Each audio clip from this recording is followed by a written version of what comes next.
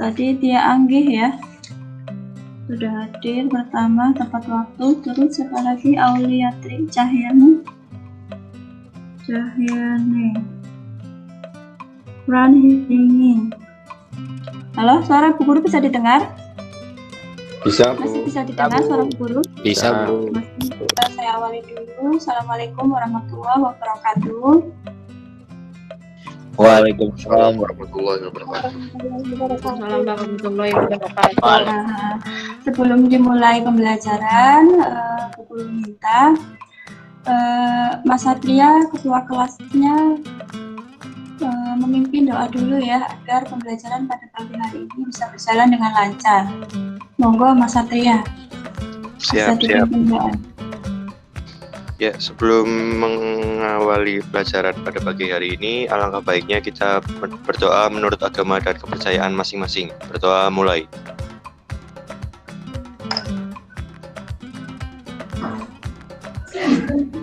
Selesai. Ya, terima kasih Mas Satria. Sama-sama, Bu. Anak-anak, walaupun kalian masih dalam suasana pandemi ya, ini ya, masih PJJ, masih pembelajaran jarak jauh, kalian tetap semangat ya, harus sekolah ya, karena kita tahu ya, para pemuda-pemuda dulu itu dengan adanya politik etis saja mereka semangat untuk belajar bahkan sampai ke luar negeri ya. Jadi kalian tetap harus semangat belajar ya, tidak boleh kendor.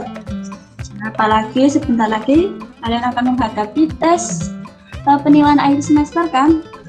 Nah, untuk pembelajaran pada pagi hari ini nanti juga sama dengan pembelajaran model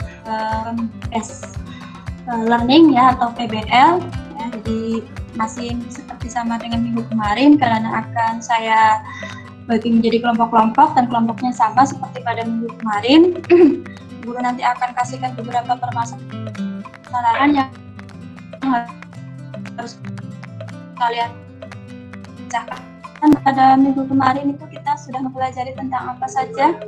Pada masa pergerakan nasional dengan strategi perjuangan bangsa Indonesia dalam menghadapi COVID-19, Bu. Ya, bisa, bagus sekali. Video yang kemarin Bu Guru kirim ke Classroom. Tidak ada pertanyaan? Ya, baik. Kalau tidak ada pertanyaan, kita langsung saja. Untuk pembahasan pada pagi hari ini, kita akan melanjutkan tentang temanya peristiwa Sumpah Pemuda pada masa pergerakan nasional dan maknanya bagi kehidupan kebangsaan di masa kini.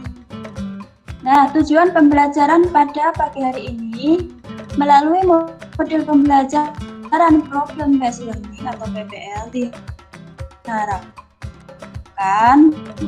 1. Peserta didik mampu menganalisis proses terbentuknya Kongres Pemuda bisa dilihat ya, maksudnya kaitannya dengan topik pembelajaran pada pagi hari ini. Yuk, ada yang mau menanggapi dari dua gambar yang Bu Guru tampilkan di sini? Silakan. Yang gambar 1, peristiwa Sumpah Pemuda yang menjadi tonggak peristiwa bersatunya para pemuda dari berbagai organisasi. Betul sekali, pundak bangsa ini ada di tangan para pemuda. Ya, bahkan Bung Karno saja itu pernah menyelipkan kata-kata, berikan 10 orang tua maka akan kucabut akar Sumeru, dan berikan 10 para pemuda maka akan kuguncang dunia. Ya, apalagi setelah munculnya pers ya. Kebanyakan para elit baru ini mereka bekerja sebagai guru, jurnalis ya, kemudian sebagai wartawan ya. Nah, bahkan para golongan elit-elit baru ini atau para golongan terbelajar ini dulu belajar pada kaum Tionghoa ya. Jadi pers pertama atau penerbit pertama itu yang aktif itu adalah dari orang-orang Tionghoa sama orang Indo ya. Yang memunculkan berita pertama itu, pers atau surat kabar pertama itu adalah orang Indo dan orang Tionghoa. Orang Indo yang bernama Cole Clairvoyant dari bintang Hindia, ya. Nah, para golongan terpelajar ini atau para pemuda-pemuda ini, mereka banyak belajar dari orang-orang Tionghoa. Ya, mereka bekerja pada orang-orang Tionghoa, pada penerbit yang dimiliki oleh orang Tionghoa dan orang Indo. Namun pada akhirnya para pelajar ini memiliki loyalitas tersendiri. Mereka setelah pintar, setelah ikut dengan orang Tionghoa, setelah pintar menjadi jurnalis, mereka membuat penerbit sendiri atau membuat surat kabar sendiri. Nah, media massa atau surat kabar yang berdiri pada masa itu memang sangat membantu sekali sebagai mobilisasi atau sebagai mobilitas perantara untuk melakukan pembaharuan atau ide-ide gagasannya, menyampaikan ide-ide gagasan mereka yang sudah mereka dapatkan selama mereka bersekolah, ya. Kemudian ditambah lagi faktor eksternal, ya, keadaan di luar negeri, ya, seperti adanya revolusi Rusia, kemenangan Jepang atas Rusia. Nah, job sheet-nya masing-masing kelompok, ya, akan mendapatkan permasalahan-permasalahan yang harus kalian pecahkan. Di kelompok 1 itu menganalisis proses terbentuknya Kongres Pemuda 1, tapi kalian harus memecahkan beberapa poin-poin penting, yaitu bagaimana peran organisasi-organisasi pemuda yang berdiri pada saat itu. Untuk kelompok 4, mengadukan kebangsaan masa kini. Poin penting yang harus kalian selesaikan apa saja? Nanti kalian masuk ke WA group, kalian diskusikan, ya. Kalian diskusikan, ya. Kemudian setelah kalian sudah melakukan diskusi, hasil dari diskusi ini, hasil dari diskusi atau pemecahan permasalahan itu kalian tuangkan, ya. Kalian tuangkan langsung di LKPD. Jadi kalian harus mendownload LKPD yang sudah guru kirimkan di Classroom, kalian download, kemudian kalian langsung isikan di sini hasil diskusi di WA grupnya, kalian dituliskan di sini, ya, sesuai dengan kelompoknya masing-masing. Di sini guru sudah ada contohnya di sini, ya. Kalau kelompok saya dari permasalahan yang sudah dipecahkan di kelompoknya kalian sendiri, ya, paham ya? Paham? Nah, kemudian kalau sudah dipecah menit, ya, Bu Guru kasih waktu 20 menit saja, ya, 20 menit saja karena dibagi waktunya, ya, dibatasi waktunya untuk presentasi. Paham ya sampai sini ya?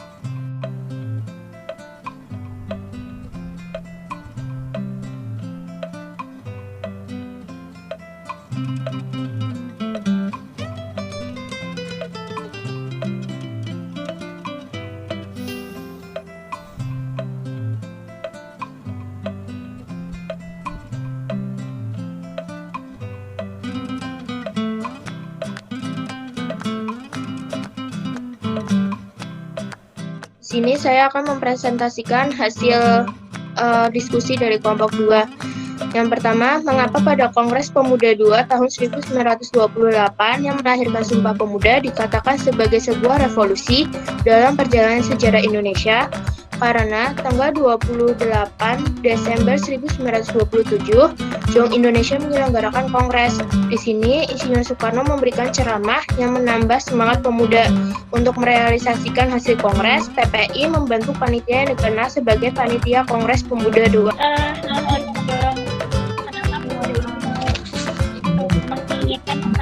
Karena dulu kan bersifat daerah, punya daerah masing-masing, akhirnya komunikasi antar pemuda daerah itu kan susah di sana.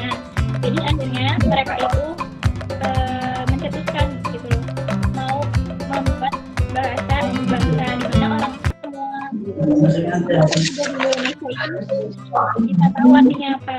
Jadi komunikasi itu bisa lancar. Nah, iya betul sekali ya, karena pada organisasi-organisasi itu yang tertentu itu kan menggunakan bahasa daerahnya sendiri-sendiri ya, jadi susah untuk menyatukan kalau bahasanya dengan menggunakan bahasa-bahasa sendiri.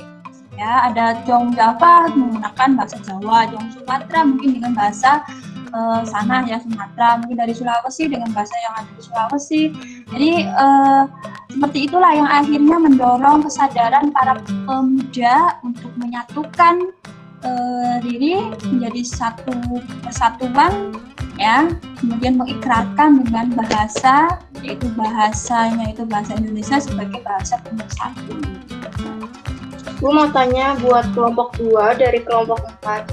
Ya. Depan. Bisa dijelasin satu-satu nggak? Jadi ya dijelaskan satu-satu Mbak. Mahasiswanya itu dari misalnya RHS, yaitu Sekolah Tinggi Hukum di Jakarta, terus THS yaitu Sekolah Tinggi Teknik di Bandung, ya Stovia juga sekolah tinggi itu umumnya dari mahasiswa. Ya itu Mbak. Terima kasih. Ya, jadi Ada 5 hal yang bisa kita lakukan untuk memaknai Hari Sumpah Pemuda. 1. Rajin belajar dan berprestasi. Para pemuda zaman dulu punya semangat yang tinggi untuk memajukan Indonesia. Hal itulah yang harus ikut kita tanam di diri masing-masing. Tak cuma itu, untuk membangun negeri dan bangsa ini pastinya dibutuhkan sumber daya manusia yang unggul.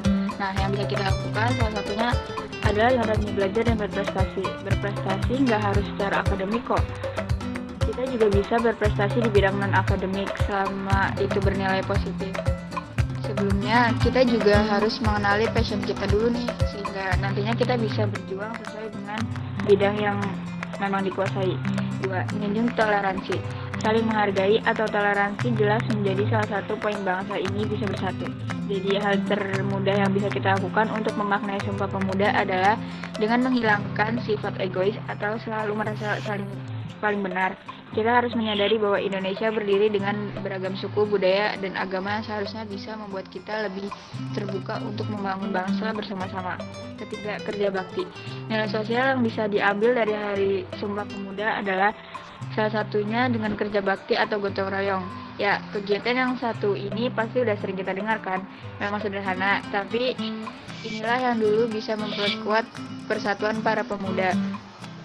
Kita bisa gotong royong melakukan hal yang positif bersama teman-teman kita. Bisa dimulai dari hal terkecil dulu, misalnya kerja bakti membersihkan lingkungan sekolah atau ikut kegiatan relawan membantu korban bencana. Kelompok 1 jawabannya sudah betul, tapi guru perlu menambahkan di sini bagaimana peran organisasi-organisasi pemuda yang berdiri pada saat itu sehingga berpengaruh terhadap terbentuknya Kongres Pemuda 1. Jadi lahirnya organisasi Budi Utomo itu memang menginspirasi ya bagi terbentuknya organisasi-organisasi yang lain ya. Selang 7 ya, paham ya? Klarifikasikan ya. Semua jawaban sudah bagus ya. Semua jawaban sudah bagus nih. Nah, kemudian ada yang mau menyimpulkan tidak? Kita simpulkan hasil pembelajaran pada pagi hari ini ya. Jadi semangat Sumpah Pemuda harus tetap ada sampai sekarang. Terus para pemuda-pemuda sekarang itu harus bisa memperbaiki yang lebih dulu menjadikan bangsa Indonesia itu lebih baik daripada sebelumnya. para pemuda yang dulu aja Ya, Kak. bagus. Tentang itu gitu. Udah sih Bu, dari itu aku aja. Ya. Ya. 1 Bu, kesimpulan. Memasuki tahun 1926, gagasan tentang persatuan antar organisasi dan komponen bangsa semakin menguat, Bu. Pierre Soekarno berusaha menyatukan berbagai organisasi dan partai yang ada. Tahun 1927 telah membentuk Permufakatan Perhimpunan Politik Kebangsaan Indonesia atau P3KI. Bahkan sebelum yakni tahun 1922, Soekarno telah membentuk Konsentrasi Radikal.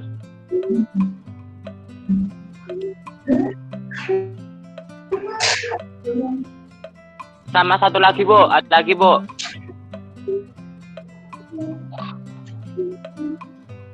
Sumpah Pemuda dengan klimaks agenda dalam Kongres Pemuda II tanggal 28 bulan 10 tahun 1928 dengan ikrarnya satu nusa, satu bangsa dan satu bahasa merupakan peristiwa dan sangat penting yang historis monumental dalam dinamika perjuangan bangsa menuju cita-cita persatuan Indonesia. Terima kasih Bu. Misalnya, Kalian kerjakan kurang lebih 5 menit ya.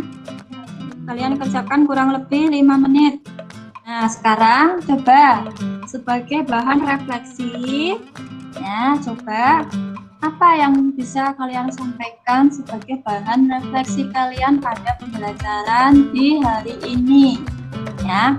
Manfaat yang dapat kalian ambil dari pembelajaran hari ini supaya bisa merefleksi pada diri kalian. Ayo, siapa yang bisa? Refleksi yang dapat saya sampaikan adalah pada pembelajaran ini saya dapat lebih baik dan jadi lebih paham tentang perjuangan para pemuda-pemuda pada masa pergerakan nasional. Saya pun harus lebih bersemangat lagi dalam belajar agar nilai pas nanti bisa mendapatkan nilai yang terbaik. Nah, anak-anak, kalian sudah dapat menyimpulkan, kalian sudah bisa merefleksi, kalian juga sudah melakukan post-test. Nah, kamu membuat laporan, jangan lupa ya di LKPD yang sudah mengurus share ya. LKPD-nya nanti dibuka ya. LKPD-nya dibuka di Classroom, itu sudah tadi kan sudah di-share juga di grup ya. Diisi ya, kalian membuat laporan nilai-nilai penting apa saja dari peristiwa Sumpah Pemuda ya bagi kehidupan kebangsaan di masa kini. Kalau kalian pelajar ya berarti kalian memposisikan sebagai pelajar ya. Nilai-nilai penting apa yang bisa kalian dapatkan dari peristiwa Sumpah Pemuda bagi kehidupan kebangsaan di masa kini ya. Dikumpulkan selambat-lambatnya jam 23.59 itu tugas penampilan ya. Nah, itu saja yang dapat Guru sampaikan, semoga bermanfaat ya. Saya akhiri pada pertemuan pagi hari ini. Assalamualaikum warahmatullahi wabarakatuh. Waalaikumsalam warahmatullahi wabarakatuh. Waalaikumsalam warahmatullahi wabarakatuh.